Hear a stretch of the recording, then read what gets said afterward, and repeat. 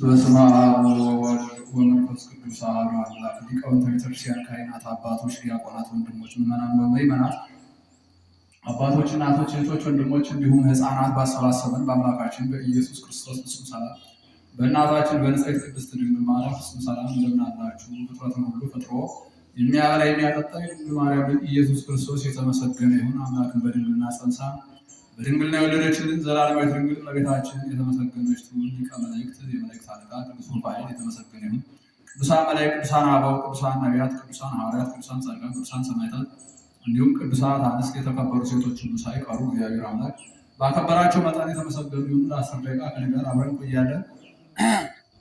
ለትምህርታችን ርዕስ የማደርገው በሰማይ ያሉ ልብክሙ፣ ልባችሁ በሰማይ ይሁን። በዚህ ርዕስ መሰረታዊ ዓላማ አድርጌ የማነሳው ህሊናችን ልባችን በሰማይ ይሁን ነው። ላይለ ይኩን ህሊናክሙ በሰማይ ያሉ ልብክሙ፣ ህሊናችሁ ልባችሁ በሰማይ ይሁን። አልዕሉ አልባቢክሙ፣ ህሊናችሁ ልባችሁ በሰማይ ይሁን። አልዕሉ አልባቢክሙ፣ ህሊናችሁ ልባችሁ በሰማይ ይሁን። ህሊናችን ልባችን በሰማይ ከሆነ ከእግዚአብሔር ዘንድ እንደ ሰማዩ ከፍታ ያለ ክብርን እናገኛለን ማለት ነው። እንግዲህ እንደሚታወቀው ጻድቃን፣ ሰማዕታት፣ ቅዱሳን፣ ቅዱሳት ሀሳባቸው ህሊናቸው ሁሉ ሰማያዊ ከመሆኑ የተነሳ እንደ ሰማያዊው ክብር እንደ ሰማዩ ከፍታ ያለ ክብርን ከእግዚአብሔር ዘንድ አግኝተዋል። ሀሳባችሁ ህሊናችሁ በሰማይ ሲሆን ወደ ሰማይ ነው የምትነጠቁ።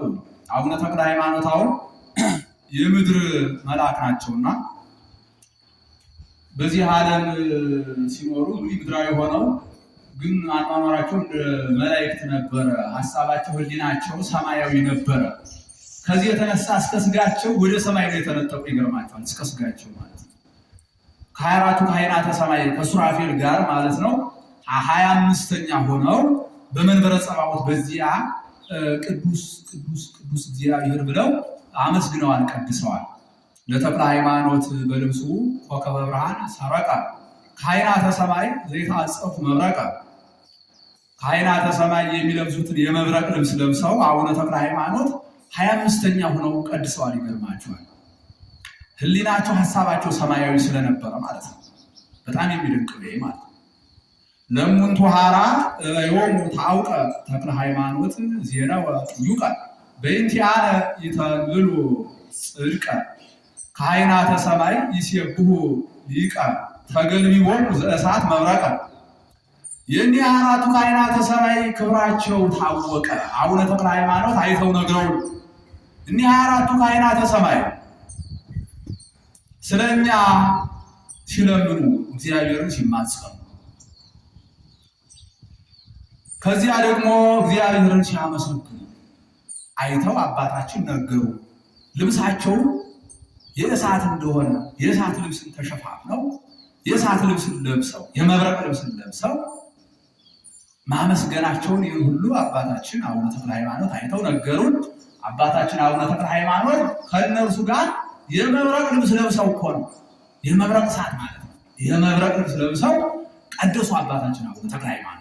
ይህ የሆነ ለምንድን ነው ስንል አባታችን ሀሳባቸው ህሊናቸው ሰማያዊ ስለነበረ፣ በጣም የሚደንቀው ነገር ማለት ነው። ሰማያዊ ስለነበረ ነው። እና ጻድቃን፣ ሰማዕታት፣ ቅዱሳን፣ ቅዱሳት ሀሳባቸው ህሊናቸው ሰማያዊ ከመሆኑ የተነሳ ሁሉ ነገራቸው ሰማያዊ ነው።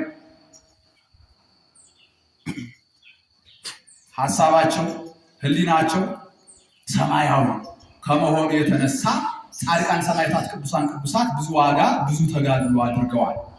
ህሊናቸው ሰማያዊ ሀሳባቸው ሰማያዊ ከመሆኑ የተነሳ ማለት ነው። ወጻድቃኒ ከገዳማ ተቆሉ፣ ጻድቃን በየገዳማቱ ተንከራተቱ።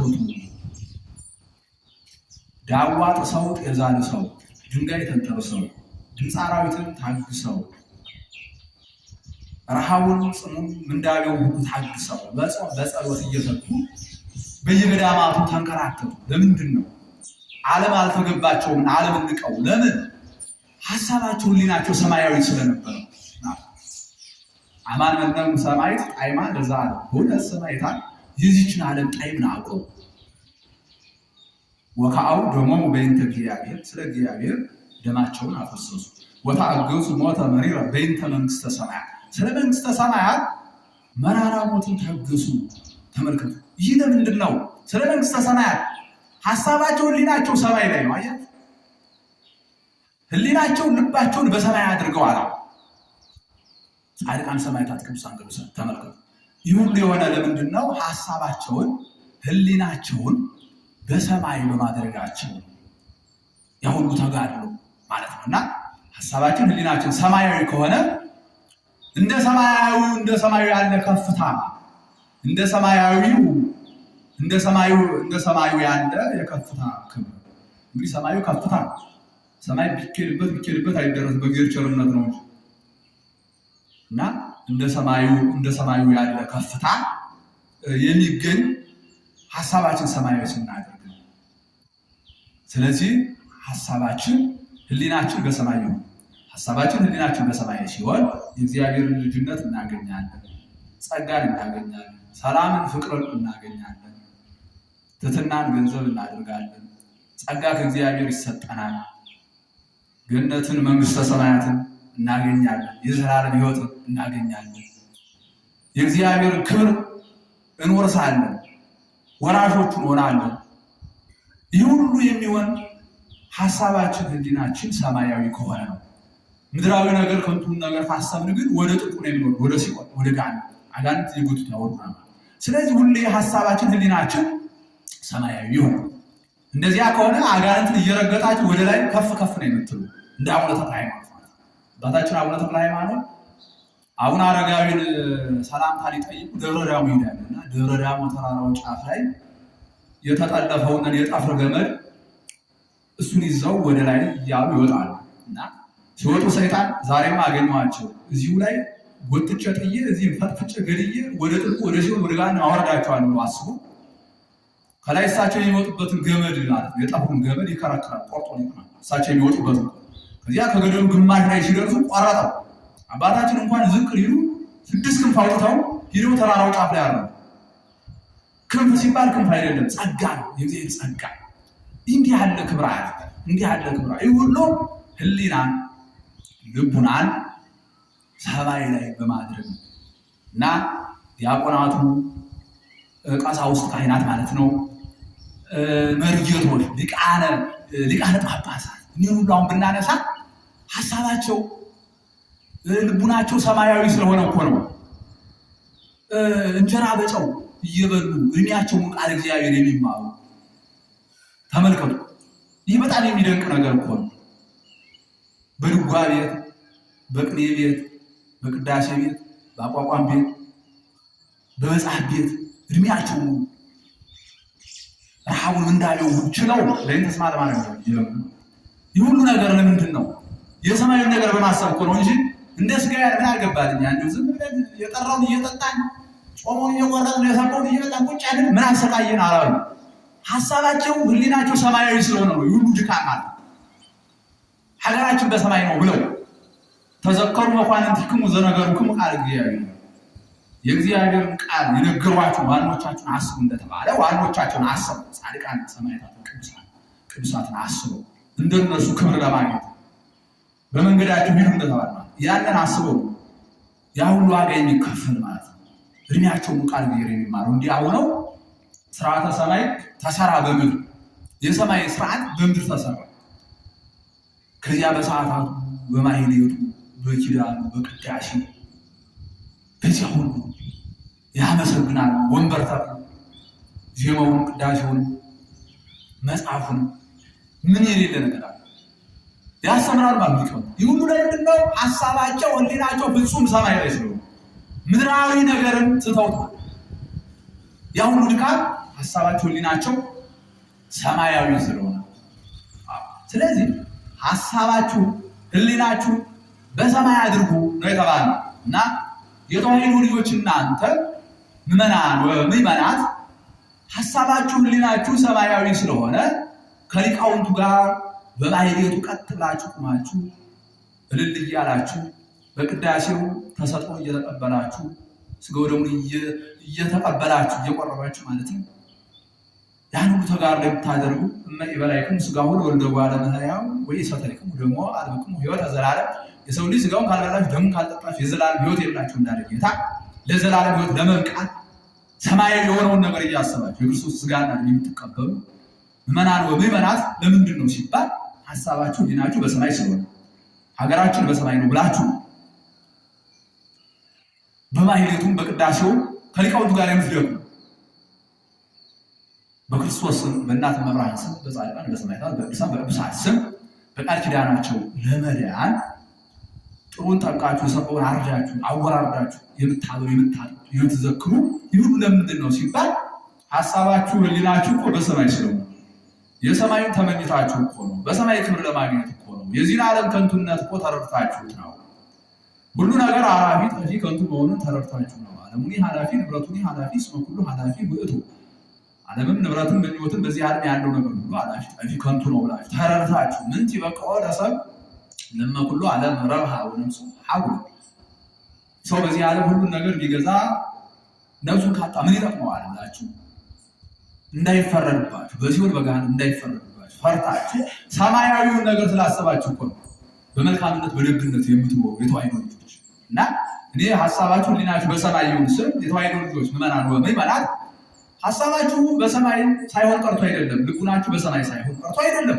ለማስታወስ ነው። ጽኑበት፣ ቀጥሉበት ማለት ነው። ለእናንተ መንገድ እንዲሁ ለጠራሪ ማርዳት እና የተዋሕዶ ልጆች ምእመናን ወምእመናት ለሀገርም ለሕዝብ ስጋት አይደሉም። ምክንያቱም ሰማያዊው ነገር ህሊናቸውን ልቡናቸውን ይዞታል። ሰማያዊው ነገር በህሊናቸው በልቡናቸው ላይ ማዕቀብ ጥሎባቸዋል። የእግዚአብሔር ሕግ በህሊናቸው በልቡናቸው ላይ ማዕቀብ ጥሎባቸዋል። ከዚህ የተነሳ የተዋሕዶ ልጆች ሰማያዊው ነገር ገነት መንግሥተ ሰማያት ያ የዘላለም ሕይወት ህሊናቸው ይዞታል። ህሊናቸው ላይ ጫና አድርጓል። ህሊናቸው ላይ ምን አድርጓል? ማዕቀብ ጥሏል። ልቡናቸው ላይ ማዕቀብ ጥሏል። ከዚህ የተነሳ የተዋሕዶ ልጆች ምእመናን ወምእመናት ለሀገር ስጋት አይደሉም። አይዘርፉ፣ አይቀሙ፣ አያሳድዱ፣ አያፈናቅሉ፣ ደም አያፈሱ፣ ንብረት አያወዱ፣ እግዚአብሔርን ይፈራሉ፣ ሰማያዊውን ነገር ያስባሉ።